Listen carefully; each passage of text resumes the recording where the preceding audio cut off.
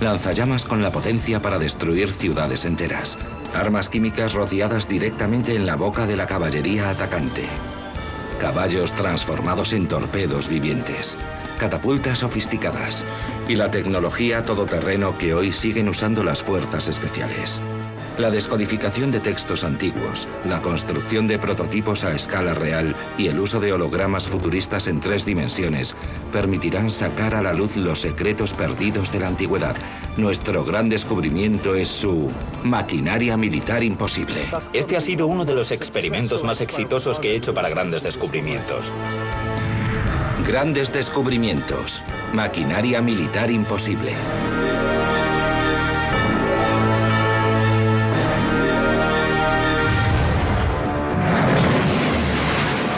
Un lanzamisiles múltiple puede disparar 10 proyectiles por segundo. Es un arma bien asentada en los campos de batalla modernos.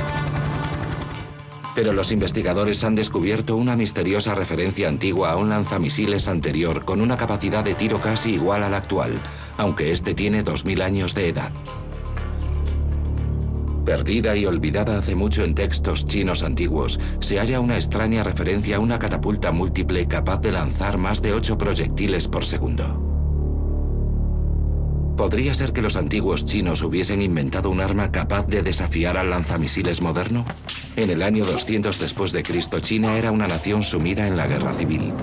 Los gobernadores hacían grandes esfuerzos para proteger a sus súbditos de las agresiones. Los chinos siempre han sido muy buenos en la construcción de ciudades fortificadas. Esa es la razón de que empleasen recursos enormes a la resolución del problema de la destrucción o conquista de esas defensas. En el pasado, la guerra de asedio consistía en conseguir agotar al enemigo. Para recargar esta catapulta hacen falta 20 minutos. ¿Qué hacían los antiguos para acelerar este proceso y aumentar mucho más su ritmo? Un texto escrito por el antiguo inventor Ma Yong en el año 232 después de Cristo describe un prototipo de catapulta que poseía la mayor capacidad de tiro del mundo antiguo. Según las fuentes históricas, contaban con una enorme noria de madera que usaban para crear una fuerza centrífuga que lanzaba los misiles colocados sobre los extremos de las cuerdas. Cuando cada proyectil alcanzaba el ápice de la rueda, una cuchilla cortaba la cuerda y el misil salía disparado. ¿Funcionó el prototipo de verdad? Ignorante de cómo y cuándo se usó esta arma, si es que alguna vez fue así, el modelista especializado en la antigüedad Richard Winley está ensamblando la máquina. Para ello ha creado un modelo a escala real para averiguar si funcionaba. Esta es otra de esas piezas de las que solo tenemos unas referencias textuales escritas muy vagas. Ma Yong no especifica qué tipo de proyectiles se utilizaban.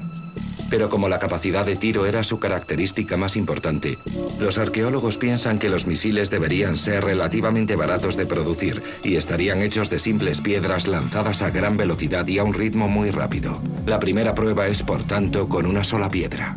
En este modelo, debido a su tamaño, tenemos que generar velocidades muy altas. Cuanto mayor sea la noria, tanto más lento rotará, así que si tenemos una de entre 3 y 4 metros, probablemente una revolución por segundo baste. Richard tiene la intención de hacer girar la noria a 3 revoluciones por segundo, una magnitud que lanzará las bolas a 165 kilómetros por hora. El primer disparo es potente, pero el alcance es corto, tan solo 15 metros.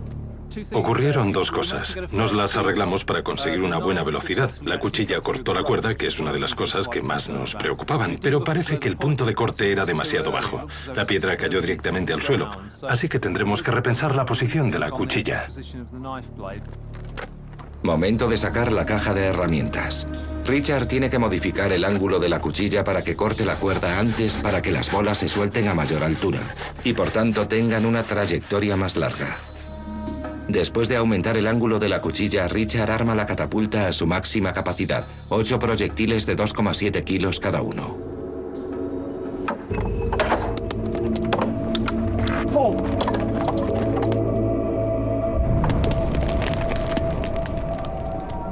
Esta vez el alcance fue mucho mayor y parece ser que los misiles están mejor lanzados que antes. 8 bolas de 2,7 kilos viajando a 130 kilómetros por hora proporcionan una energía de 16 kilojulios. Según la mecánica, esto parece una buena idea. Si aumentamos el tamaño de la catapulta hasta que alcance las dimensiones que se supone usó Mayon, tenemos posibilidades de lograr un arma viable. La investigación prueba que, de haber sido usada, la catapulta habría sido eficaz. Los chinos eran muy meticulosos a la hora de registrar sus inventos.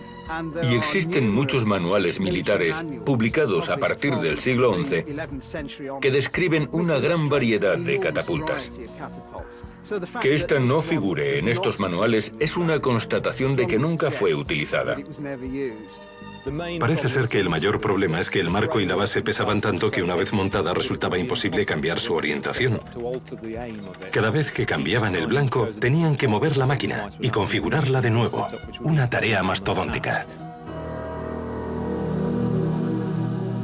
En ocasiones, los investigadores se han topado con pruebas de armas antiguas tan buenas como un plano moderno. Una de ellas proviene de la antigua Grecia y describe una máquina que, a pesar de su novedad, se vale del miedo más primario de los hombres. El fuego es uno de los primeros sistemas de armas que se usan, incluso en el siglo XXI. Si prendes fuego a alguien, lo eliminas del frente. Una vez que alguien está ardiendo, queda eliminado y sus compañeros también, porque están apagándolo para evitar que las llamas acaben con él. La máquina más antigua conocida que se valía del poder mortífero del fuego se remonta a hace más de 2000 años y se usaba no solo contra tropas, sino contra una ciudad entera.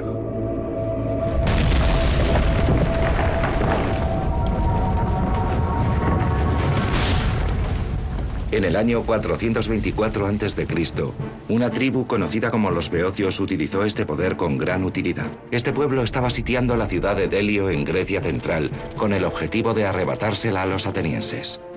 Los defensores de la ciudad habían reunido grandes cantidades de madera, raíces y materiales de todo tipo para erigir defensas de tierra. Para los boecios, toda esta madera amontonada dentro de las murallas atenienses exigía un tipo de ataque bastante obvio. Inventaron un lanzallamas, un gran lanzallamas. ¿Cómo fue posible un sistema armamentístico así? ¿Y bastó para derrotar a los atenienses de Delio? Las pistas están recogidas en la obra del escritor Tucídides. Tucídides fue un general y estadista ateniense que pierde su empleo en medio de las guerras del Peloponeso. Y como la mitad de los generales cesados en plena guerra, desea probar que no deberían haber prescindido de él. Así que se propone hacer algo inusual. Escribe un libro que constituye el primer estudio político del fenómeno de la guerra. No es una colección de leyendas, sino un relato de algo que le ocurrió a personas reales. Es un texto tan rico y potente que hoy en día seguimos leyéndolo. Aserraron una viga de madera en dos y la ahuecaron. Después unieron las partes exactamente igual que si fuera una flauta. Y de unas cadenas situadas en un extremo colgaron un recipiente. La boca metálica de un fuelle cuya boca apuntaba hacia abajo estaba unido a la viga, una gran parte de la cual estaba bañada en hierro. Trasladaban esta máquina a diversos puntos de la muralla en carros. Y cuando estaba muy cerca, aplicaban un gran fuelle al extremo inferior de la viga, que soplaba dentro del conducto y avivaba el fuego del interior de la caldera, que contenía carbón incandescente, sulfuro y brea. Así conseguían una llama enorme que incendiaba la muralla, de modo que nadie podía quedarse en la zona. Gracias a la descripción detallada de Tucídides, Richard puede erigir una de las reconstrucciones más precisas que ha hecho. Es un dispositivo muy simple. Grandes fuelles, un tubo ancho y largo y una caldera ardiente al final. Los fuelles avivan el fuego igual que si fuera el de un herrero. Así podían multiplicar la temperatura de la caldera por 2 o 3 y el viento soplaba a favor. Al principio el lanzallamas no parece muy eficaz. Pero a medida que el oxígeno expulsado por la boquilla del fuelle llega a los combustibles, la cosa se anima. Al final, Richard puede producir una fuente direccional de fuego capaz de lanzarlo contra las murallas de la ciudad. Una o dos veces, si conseguimos lograr el ángulo correcto, conseguimos un calor muy intenso, casi blanco, que está muy caliente. Las llamas blancas son producidas por temperaturas superiores a los 1000 grados. Si pensamos que este diseño tiene algo así como 2500 años de edad, la verdad es que se trata de una tecnología muy impresionante para aquella época. Las murallas de madera de Delio ofrecían poca protección a las tropas defensoras. Según cuenta Tucídides, los boecios usaron esta arma para incendiar Delio y perseguir a los atenienses. Solo mataron a unos 200. El resto pudo escapar. Valiéndose de tecnologías adelantadas a su tiempo, los boecios se las arreglaron para derrotar a la poderosa Atenas, una prueba fehaciente del poder de la ingeniería. Pero a pesar de esto, Atenas se convirtió en una de las ciudades más poderosas de la antigüedad, y todavía hoy, 3000 años después, es la capital de Grecia. De las altas ambiciones de la catapulta de repetición a la ingeniosa aplicación de un recurso básico como el fuego, la ingeniería militar se ha ido desarrollando durante milenios para producir las tecnologías más terroríficas y poderosas que el hombre haya soñado. Pero estas innovaciones eran solo el principio. El portaaviones moderno no puede realizar su trabajo sin una pieza esencial de maquinaria de 2000 años de edad. En un fragmento escrito del antiguo Egipto, se describe un arma mortífera de largo alcance que funcionaba por medio del poder del aire.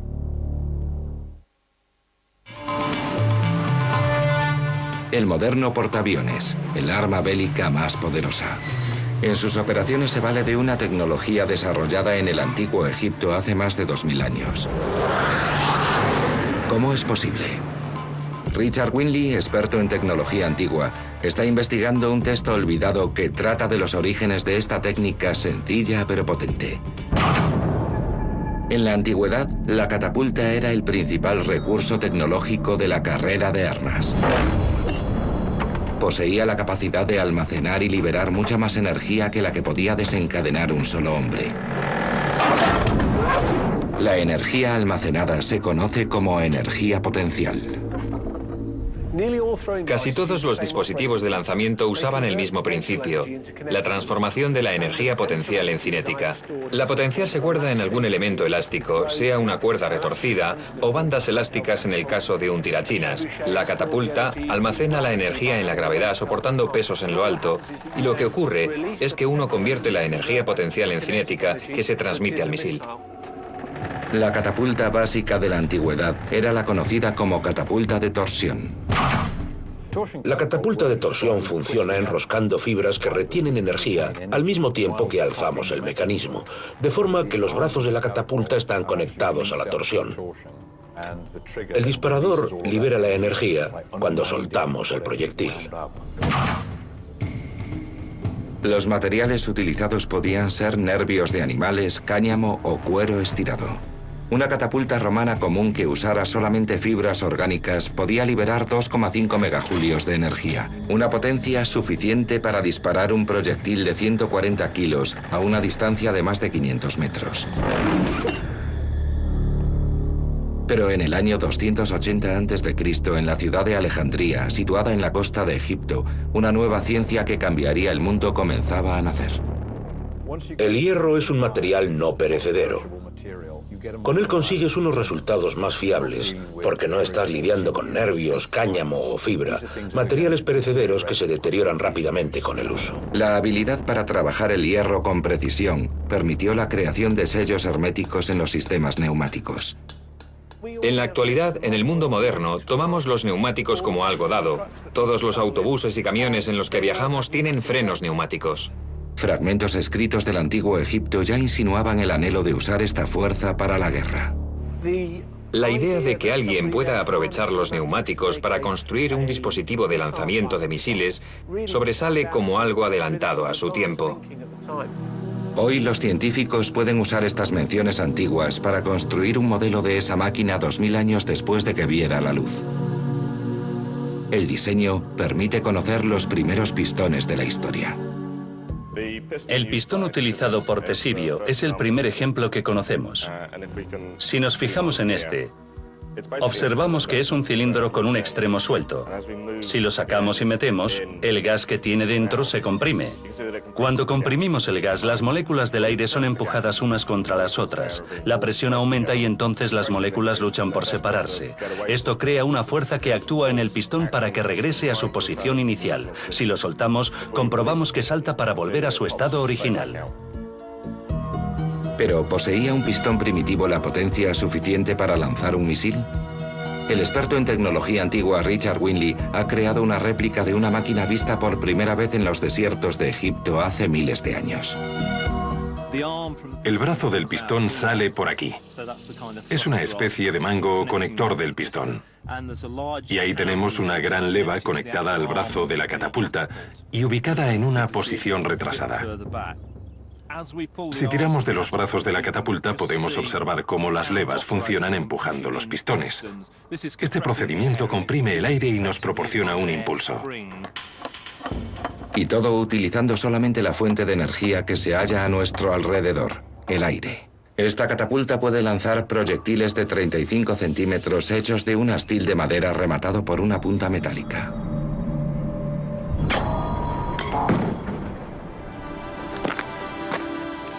Fantástico. Hemos dado en la diana a la primera.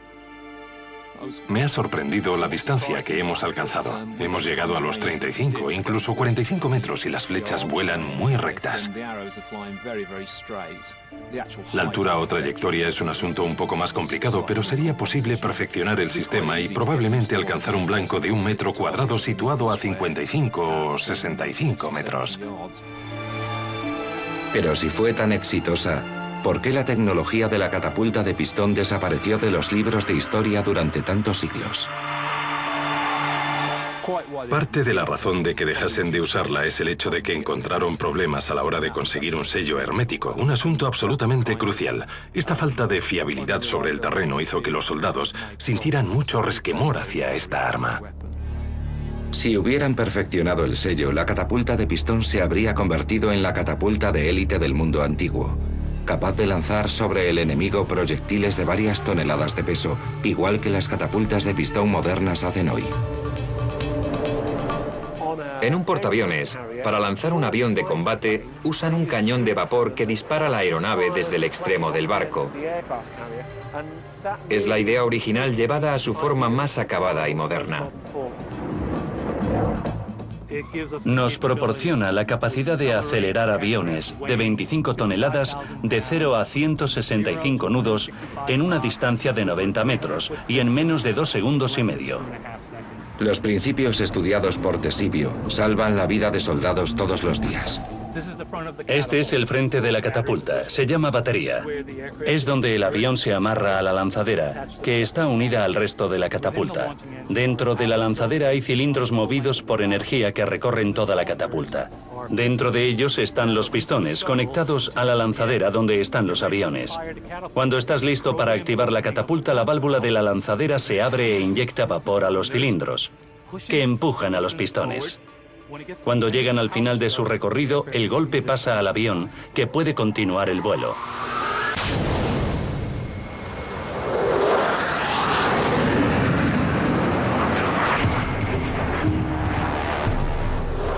La idea del pistón era demasiado buena para ser abandonada, pero algunas tecnologías antiguas eran tan estrambóticas que parecían completamente inútiles.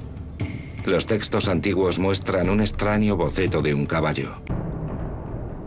El caballo ha sido una de las armas más potentes de la historia. Durante siglos nada suscitaba tanto temor a los soldados que una carga de la caballería enemiga. Entonces a alguien se le ocurrió la idea de añadirle 2 lanzas de 6 metros. ¿Fue la transformación del caballo en un torpedo viviente o la creación de un desastre bélico?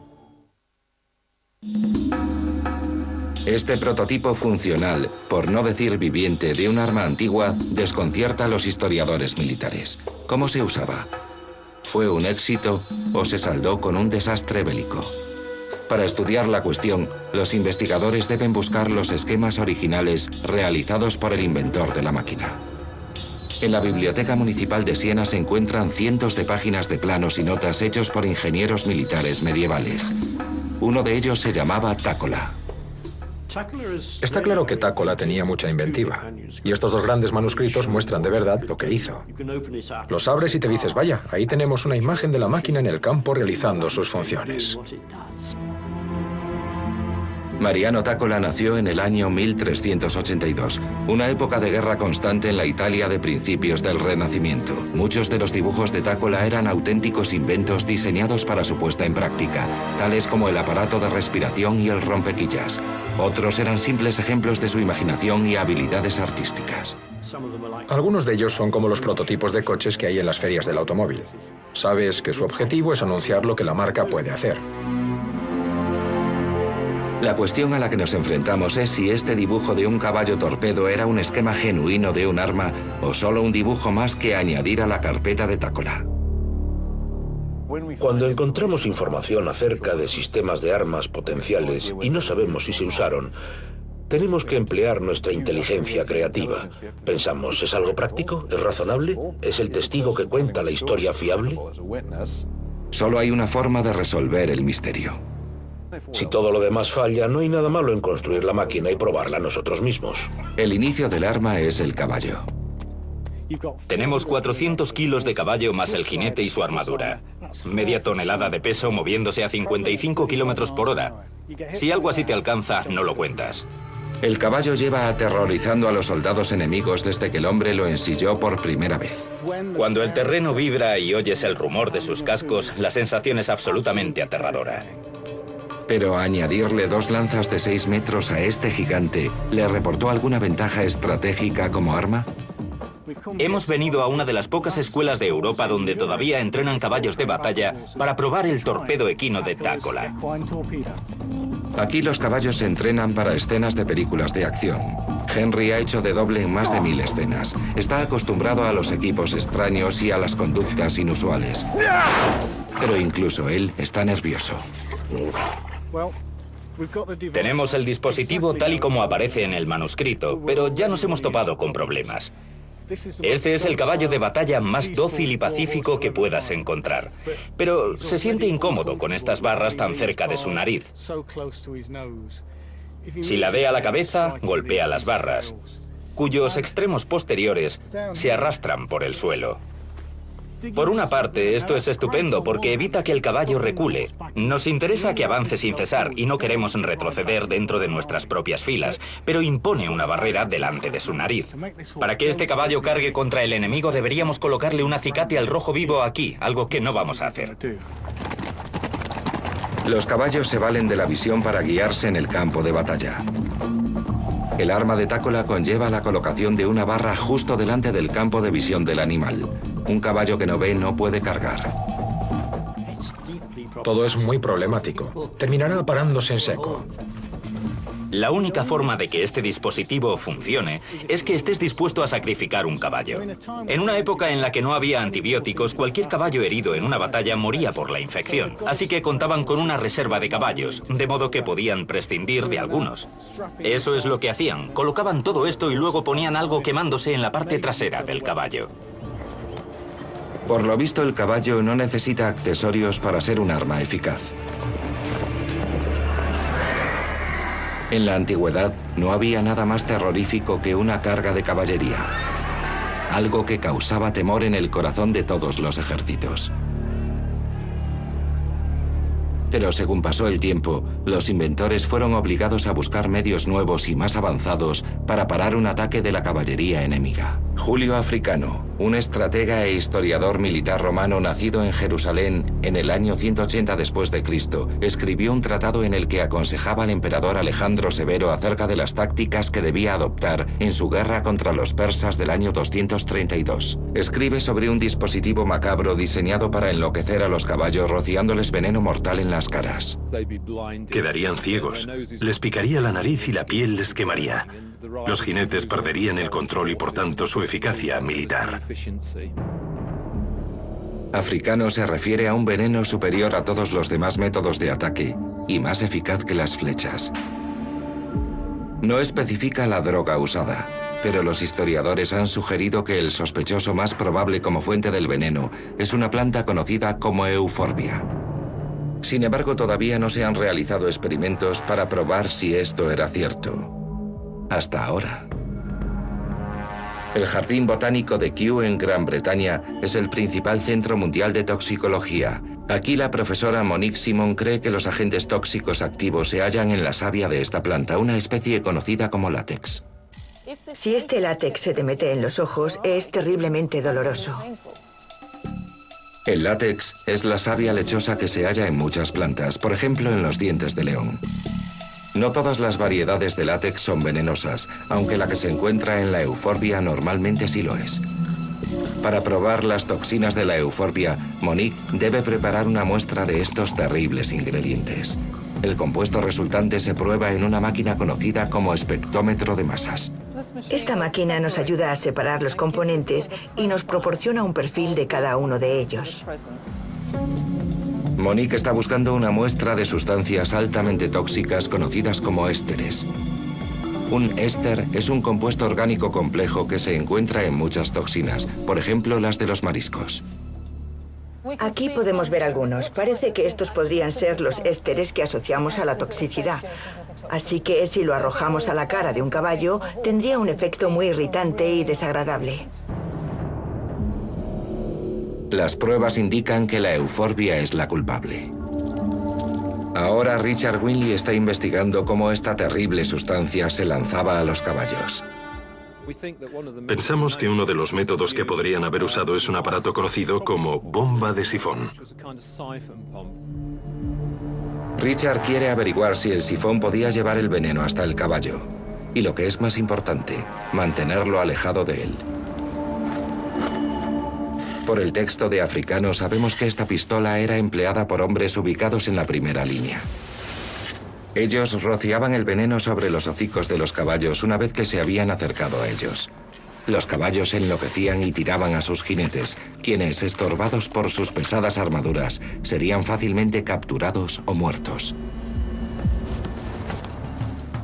Bueno, ha sido un experimento muy interesante. Sabemos lo tóxico que es por los experimentos en el laboratorio, pero creo que ahora hemos demostrado que tenemos un sistema de suministro del veneno que lo proyecta 6 o 7 metros. El problema, y esto siempre ocurre con las armas que arrojan veneno, es que un cambio repentino en la dirección del viento ocasionaría un lío tremendo en tus propias filas. Es algo que debemos tener en cuenta. En las manos adecuadas y con viento favorable, la pistola de envenenamiento de caballos esparcería su contenido letal entre las tropas de la caballería persa. Pero los conocimientos químicos de los antiguos podrían producir resultados aún más llamativos a una escala mucho mayor. Hace más de 2000 años, un general llamado Aníbal dirigió un ejército de hombres, caballos y elefantes a través de las montañas más altas del mundo conocido. A veces lo hizo subiendo por ellas. Otras veces, donde los precipicios hacían el terreno impracticable, usó una fórmula secreta y olvidada que disolvía las rocas ante sus ojos. Este ha sido uno de los experimentos más exitosos que he hecho para grandes descubrimientos.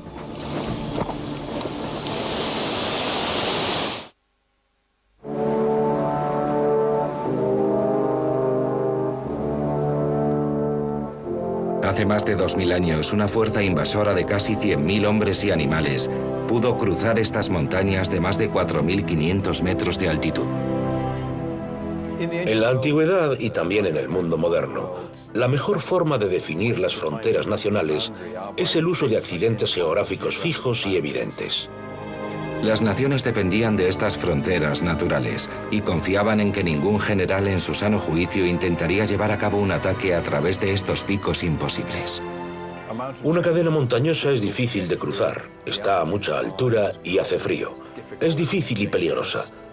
La verdad es que impone una barrera estratégica enorme para el movimiento de grandes ejércitos. En el año 218 a.C., Aníbal comandó una gran fuerza invasora de 80.000 hombres, 10.000 caballos y 38 elefantes de guerra a través de los Alpes.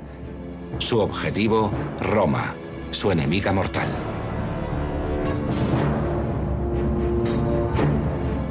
Existen muchas formas más fáciles de invadir Italia que hacerlo a través de los Alpes. Esta es la opción más difícil. En el año 218 a.C. solo existían dos poderes militares en el antiguo mundo conocido. En el norte, el poderoso Imperio Romano. En el sur, el gran Imperio Cartaginés, que se extendía por el norte de África. Estas superpotencias llevaban décadas en guerra, un conflicto motivado por el control de las rentables rutas comerciales del Mediterráneo. En su afán por destruir Roma de una vez por todas, Aníbal el Cartaginés ideó un plan atrevido. Atacaría desde el norte, trasladando su expedición a través de las montañas más altas del mundo conocido. Estoy acostumbrado a las montañas, pero estas me producen estupor. John Naylor es un experto en tácticas y equipos militares antiguos, además de un antiguo y experimentado escalador militar. Aunque lleva pocos minutos en la montaña, ya se está percatando de la magnitud del logro de Aníbal. Incluso con equipo y ropa modernos, los Alpes pueden ser un lugar mortal. Te puedes caer en un precipicio de miles de metros y morir. Hay rocas de los desprendimientos que bloquean tu camino. Es un lugar terrorífico e intimidatorio. No es el lugar al que me gustaría traer un ejército. Aquí se halla el misterio. ¿Cómo cruzó el ejército de Aníbal estas cumbres nevadas? No estamos muy seguros del tipo de equipo que los cartagineses portaban, pero contamos con un montón de referencias romanas a propósito de los materiales de que disponían en aquellos tiempos. Los investigadores deben pensar de forma creativa. Es improbable que los romanos tuviesen algo que los cartagineses desconocieran y viceversa. De modo que, dentro de esos parámetros, podemos dar por hecho que su relación con los pertrechos era similar. La investigación debe continuar 1100 kilómetros al sur, en Roma. Sede del Coliseo, el Vaticano y miles de edificios y monumentos históricos. En uno de ellos, el Arco de Constantino, los investigadores han descubierto un pequeño indicio. Muestra algo amarrado al pie de un soldado. El dispositivo es idéntico a un crampón moderno. El crampón es un elemento metálico adaptable a las suelas de las botas, que permite a los escaladores ganar adherencia sobre superficies de nieve, hielo y rocas. Pero este indicio indica que los antiguos también contaban con ellos. Botas. Estas son las caligi, botas romanas de marcha. Tenían clavos para protegerlas de las piedras y las rocas y para que no se desgastaran rápido. Los crampones están basados en los del Arco de Constantino. En las fuentes escritas romanas se las llama botas espía. John quiere averiguar si el dispositivo antiguo es tan eficaz como el moderno. Tal vez las tropas de Aníbal conquistaran la montaña con este tipo de calzado, pero tenemos que venir y hacerlo nosotros. Pierre, un escalador alpino experimentado, se asegura de que la cinta de aseguramiento de John está bien fijada antes de intentar la difícil escalada de la pendiente helada. ¿Tendrá John suficiente agarre con el calzado espía romano para llegar a la cima? Gracias. Ha sido sorprendentemente fácil. Cuando leí por primera vez acerca de estos zapatos espía, los tomé con mucho escepticismo, pero la verdad es que funcionan bien. Especialmente en la difícil transición de nieve a roca. Me proporcionaron una cantidad extra de tracción que no habría tenido con botas de cuero. No me habría gustado intentarlo sin la cinta de aseguramiento y sin Pierre, pero los cartagineses sí lo habrían hecho. John ha escalado los Alpes usando una tecnología de 2000 años de antigüedad.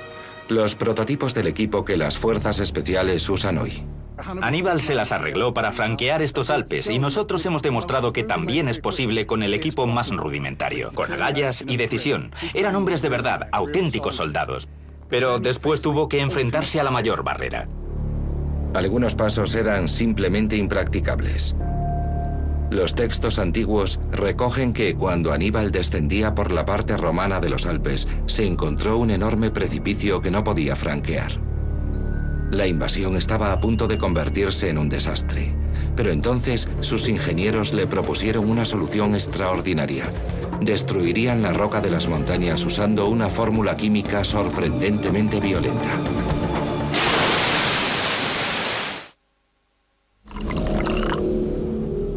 Los sofisticados laboratorios químicos del siglo XXI producen compuestos tan complejos que tardaríamos una hora entera en enumerar los ingredientes de uno solo. Pero gracias al escritor romano Livio, sabemos que los antiguos ejércitos sabían mucho más de química de lo que habíamos pensado. Y la aplicaron a mucha mayor escala de lo que lo hacemos nosotros. Sobre montañas enteras. En el año 232 a.C., el general cartaginés Aníbal condujo con éxito una expedición invasora a través de estas montañas de 4.500 metros de altitud, valiéndose de un equipamiento que hoy en día también usan los montañeros, pero quedó bloqueado. Aníbal se encuentra con que su descenso de la montaña está bloqueado por un gigantesco bloque de piedra. ¿Cómo puede pasarlo? No puede circunvalarlo y tampoco retroceder, y su ejército se está muriendo de hambre. Los historiadores actuales creen que la ruta bloqueada fue bien el Clapiage o la Traversette, ambos a más de 2.400 metros de altura. Livio nos cuenta que un desprendimiento reciente había convertido el lugar, ya difícil, en una pendiente perpendicular de 100 metros. Una vertiente de piedra caliza completamente inaccesible. Lo primero que Aníbal pensó fue que debería retroceder, pero según Livio, el camino a su espalda se había convertido en una capa de hielo que los animales del ejército no podían atravesar. Aníbal tenía que proseguir la marcha. En la actualidad, los ingenieros usan dinamita para crear senderos y máquinas gigantescas para abrirse paso a través de los obstáculos. Aníbal usó el calor y su ingenio.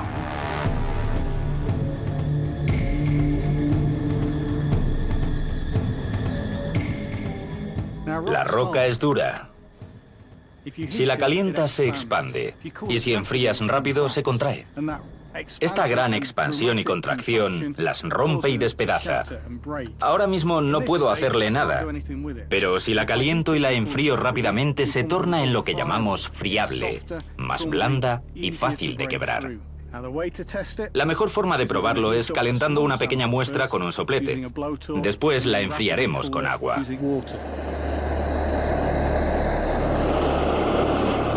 En 15 minutos la caliza está que arde. Tengo un termómetro de alta temperatura, un termómetro digital para comprobar la temperatura de la roca. A 250 grados añade agua fría. En pocos segundos la temperatura se reducirá a una 1/40 parte. Hierve y humea. Es fascinante. El agua se evapora delante de mí. Ahora veamos el efecto en la roca. A primera vista no parece diferente a como estaba antes, pero ¿es eso cierto? Vamos a ver. Increíble. Es blanda como la tiza.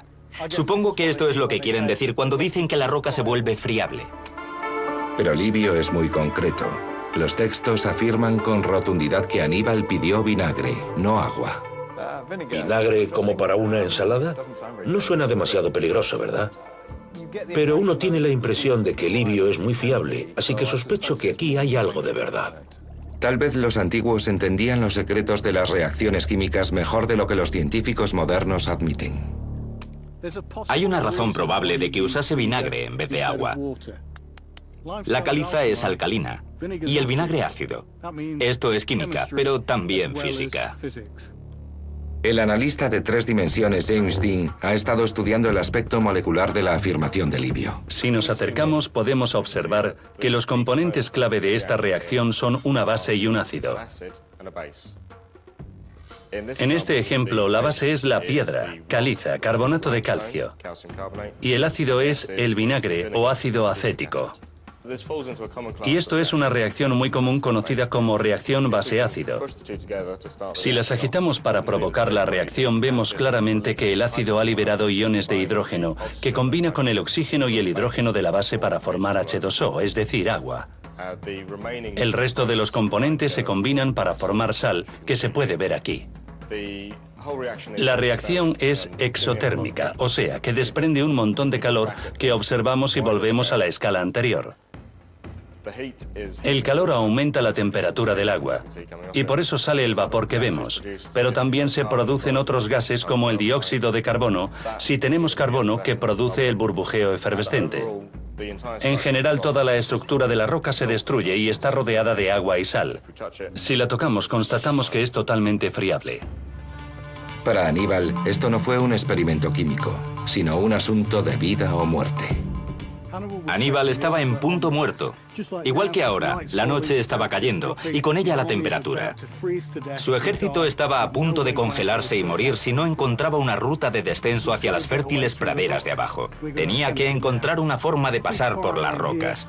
Así que vamos a intentarlo nosotros. Crearemos un gran fuego para calentar la piedra y después añadiremos vinagre para ver si la podemos hacer lo bastante friable como para pasar por encima y llegar a la pradera.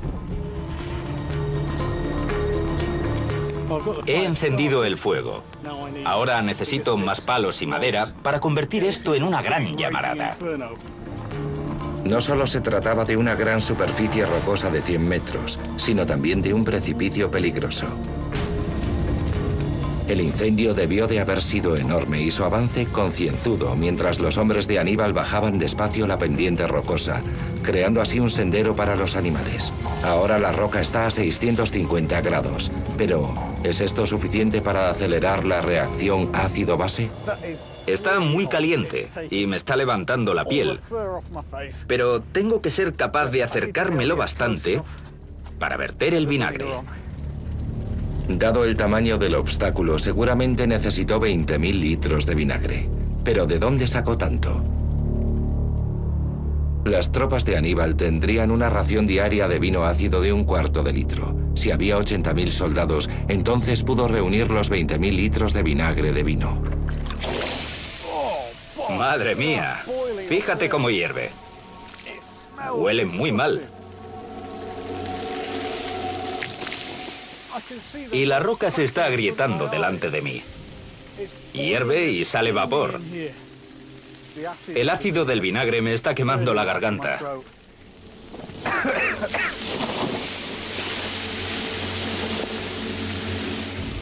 Cada segundo que pasa aprendo algo nuevo. Es como si la roca se hubiese vuelto orgánica, cobrase vida y estuviese quejándose del maltrato que le estoy dispensando.